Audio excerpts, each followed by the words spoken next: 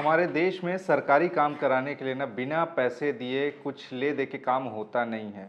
और कहीं न कहीं, कभी न कभी आपने ऐसी खबरें सुनी होंगी कि इनको रिश्वत लेते रंगे हाथ पकड़ा गया है, उनको रिश्वत लेते हाँ रंगे हाथ पकड़ा गया है। एक ऐसा ही ताज़ा मामला मैं आपको बताता हूँ जो कि छत्तीसगढ़ के मुंगेली जिले से सामने आया, जहाँ पर पटवारी को 1 लाख रुपए रिश्वत लेते हुए एसीबी की टीम ने रंगे हाथों पकड़ लिया। वो भी ज़मीन के सीमांकन के लिए उसने फिरौती मांगी थी, यानी कि घूस मांगा था कि इतने इतने पैसा दोगे तब जाकर तुम्हारे ज़मीन का सीमांकन होगा, ऐसे करके किसान से।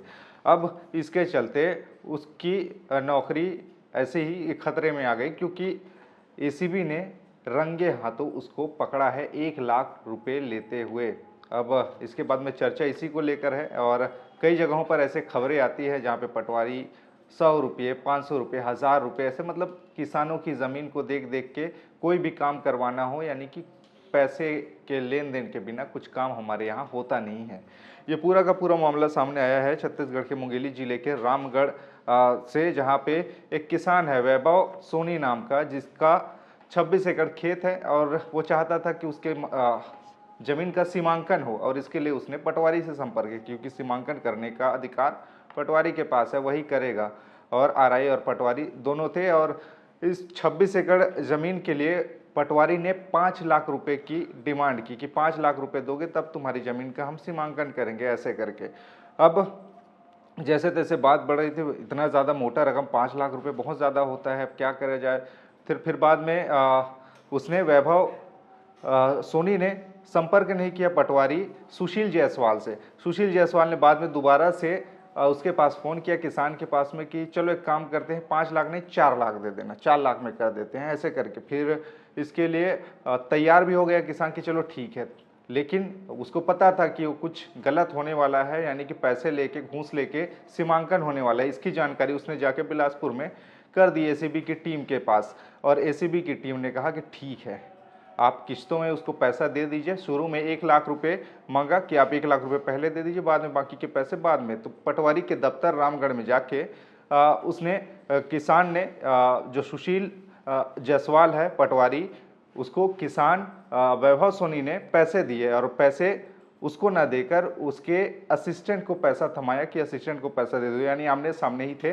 असिस्टेंट गुलाब दास को वैभव सोनी ने 1 लाख रुपए दिए, और उसी बीच में 1 लाख रुपए दिए, और दंड से वहां पर एसीबी की टीम पहुंच गई मौका वारदात पर, और रंगे हाथों रिश्वत लेते पटवारी को गिरफ्तार कर लिया, उसके असिस्टेंट को गिरफ्तार कर लिया, और उनको अपने साथ लेकर चली गई पूछताछ के लिए। अब इस पूरे मामले की चर्चा है कि 1 लाख रुपए लेते हुए गिरफ्तार किया गया है पटवारी को।